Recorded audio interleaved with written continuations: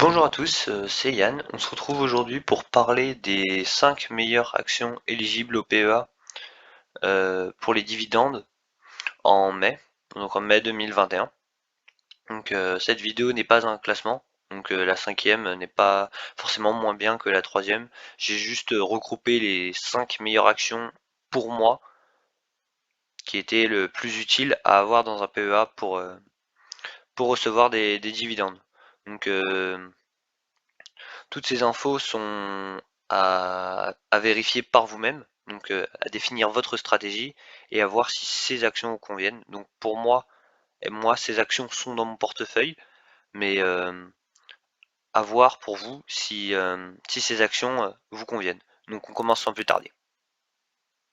Par la première action, donc en cinquième position, en 5, on a TF1. Donc TF1 c'est un groupe de médias français, donc là il y a la petite histoire.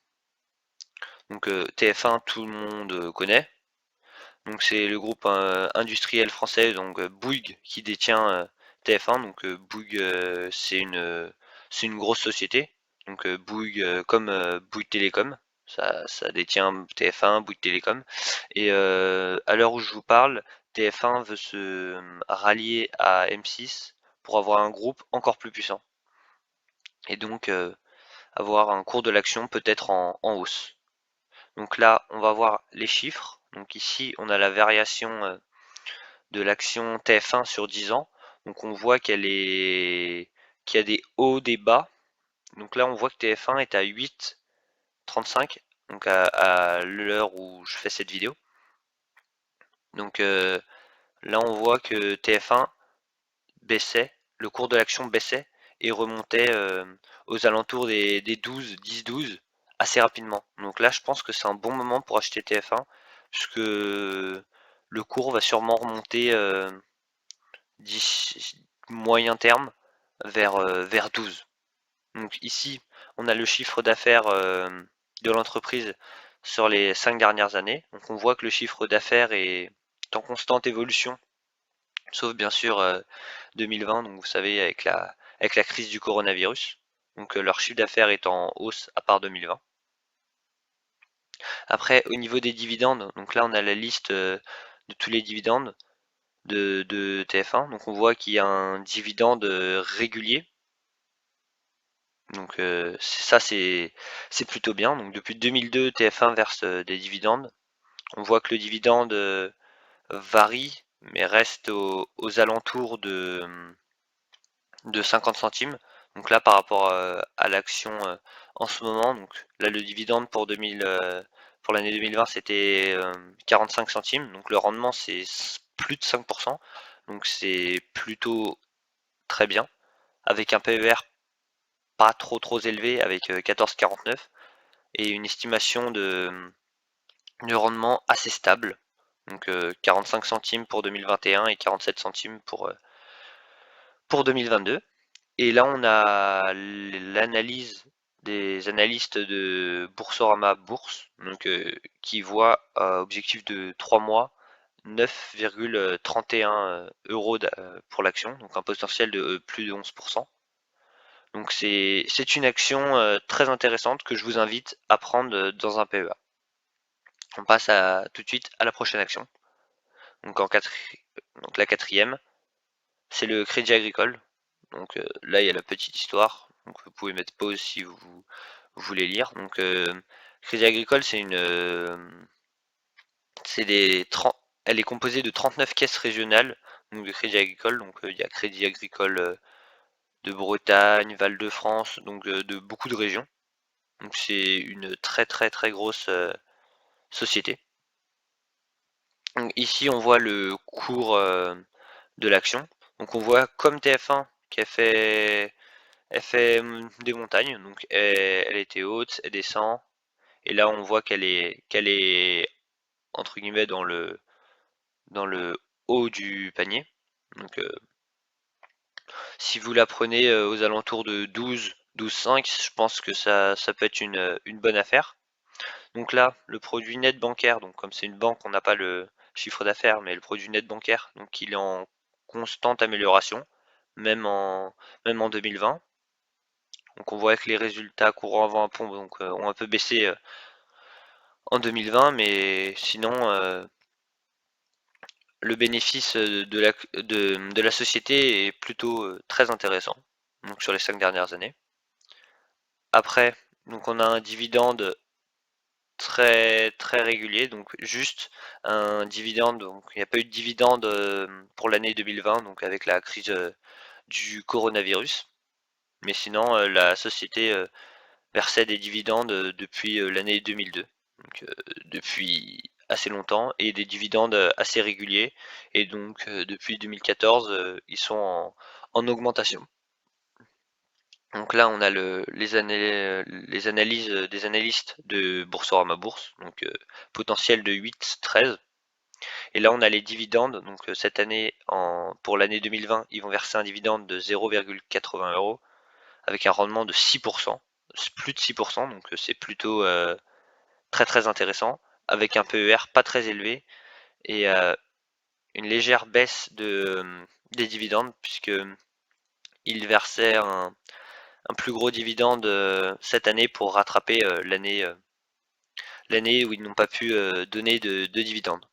Donc la Crédit Agricole, une bonne action à avoir dans son PEA aussi en 2021. Donc la troisième, c'est Rubis, donc une entreprise un petit peu moins connue. Peut-être que vous connaissez, donc c'est une entreprise spécialisée dans le stockage de produits liquides.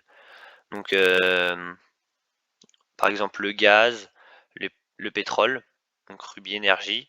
Donc elle se diversifie aussi, d'approvisionnement et de services via son pôle Ruby Support pardon, et services. Donc Ruby comprend près de 3600 collaborateurs présents dans plus de 20 centres. Donc Ruby c'est une très très grosse entreprise de stockage de produits liquides. Donc c'est une entreprise très intéressante. Donc ici on voit son cours de bourse, donc qui est en plutôt assez bonne évolution. Donc là ici c'est les crises du Covid. Mince, pardon. Donc les crises du Covid. Donc ça c'est pas trop à voir. Et là on voit qu'elle stagne un peu et qu'elle risque de remonter aux alentours de 45. Donc le chiffre d'affaires est très intéressant. Donc à part en 2020 où bah là comme vous savez pour toutes les entreprises il y a le coronavirus, mais sinon on est sur un chiffre d'affaires en constante évolution. Ici, pour les dividendes, pareil, depuis 2005, toujours un dividende assez régulier, même s'il varie. Par exemple, en 2010, un dividende de 3,05 € et l'année d'après 1,67 €, mais un dividende plutôt intéressant pour une action aux alentours de 40 euros, avec un dividende de 1,75. Donc 1,75, ça fait un rendement de 4,67. Donc c'est plutôt intéressant. Et on a un objectif de cours de 3 mois par les analystes de 51,33 €, donc un vrai gros potentiel de 31%. Donc cette action avec un PER en 2020 un peu élevé, mais qui va normalement vite baisser lors des prochaines années. Donc l'action Rubis est une action presque indispensable à avoir dans son portefeuille lorsqu'on a un PEA. La deuxième, donc, tout le monde ou très peu de gens ne connaissent pas Total, donc c'est une entreprise pétrolière de gaz. Elle fait partie des 6 super majors, donc c'est une très très très grosse entreprise de, de gaz et de pétrole. Donc là on a le cours de l'action Total, donc ici c'est le crash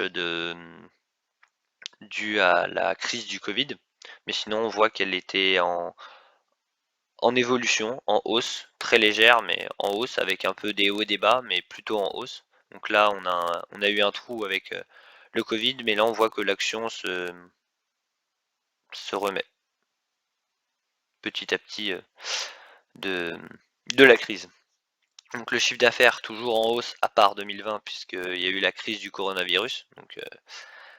Donc un chiffre d'affaires logiquement à la baisse, mais sinon un chiffre d'affaires en constante évolution depuis 5 ans. Donc ici on voit tous les dividendes. Donc Total a versé un dividende très régulier. Donc c'est une action qui verse ses dividendes au trimestre. Donc le trimestre c'est comme lorsqu'on est à l'école. Donc 3 fois par an. Donc là on voit les rendements. Donc Total a versé un dividende depuis 2008 de toujours plus de 5%. Donc 5% c'est vraiment pas mal comme dividende. Donc là, ici on a pour l'année 2020 un dividende avec un rendement de 6,39 et prévu une augmentation très légère des dividendes. Donc là on voit un potentiel de plus de 15% sur un objectif de moyen terme, donc de 3 mois. Donc Total, c'est une entreprise indispensable à avoir dans son PEA. Enfin, la dernière entreprise, donc ALD, donc, qui est beaucoup moins connue que les précédentes. Donc elle est spécialisée dans la location longue durée et dans la gestion de flotte automobile. Donc l'activité, elle s'organise autour de 4 pôles. Donc la location automobile longue durée, la gestion de parc automobile, la location automobile moyenne durée et la vente de véhicules d'occasion. Je pense que ça peut être un, une action intéressante puisque les gens au sortir de la crise vont peut-être vont sûrement acheter des véhicules d'occasion puisque les gens n'ont pas forcément beaucoup d'argent pour acheter des véhicules neufs et ils vont plutôt se pencher sur l'occasion pour changer de voiture puisque les gens auront économisé pendant la crise et ils voudront sûrement s'offrir des voitures, mais puisque la crise a fait prendre conscience aux gens de pas mal de problèmes comme l'écologie, faire attention à sa planète et tout. Je pense que la vente de véhicules d'occasion peut beaucoup augmenter dans les prochaines années et donc la société ALD aug- augmenter son chiffre d'affaires par la même occasion, pardon. Donc là ici on a le cours de l'action. Donc une action qui n'est pas en hausse mais qui stagne aux alentours des 14, donc à peu près. Donc même si ici on était un peu plus ici, donc là on revient à la crise d'avant Covid. Donc là on voit la baisse. Donc, et là on remonte petit à petit. Donc là le chiffre d'affaires qui est en constante évolution depuis 5 ans, même avec la crise du coronavirus. Donc c'est plutôt intéressant, même si les résultats courants avant un pont sont beaucoup moins bons en 2020, comme vous le savez, à cause du coronavirus. Après, par contre, on a un dividende qui n'est versé que depuis 2017, donc un dividende assez récent, mais un dividende versé pendant l'année 2020. Donc peu d'entreprises ont versé un dividende, peu d'entreprises françaises surtout ont versé un dividende pour l'année 2020. Donc ça se voit que ALD veut nouer une relation de confiance avec ses actionnaires. Donc là, on voit le dividende net de 63 centimes avec un rendement de 4,72 et un rendement qui devrait augmenter assez rapidement. Donc de 4,72 de passer à 5,07 et ensuite aller à 5,42. On a un PER bon, donc 10 c'est bon. Donc en dessous de 14,15 c'est vraiment pas mal d'avoir un PER en dessous de 14,15. Et on voit que l'objectif de cours c'est de 15,10 €, donc potentiel de plus de 11%. Donc c'est une action qui peut être très intéressante. Donc n'hésitez pas à vous abonner si mon contenu vous plaît, à liker la vidéo si elle vous a plu et à activer la cloche bien sûr. On se retrouve pour une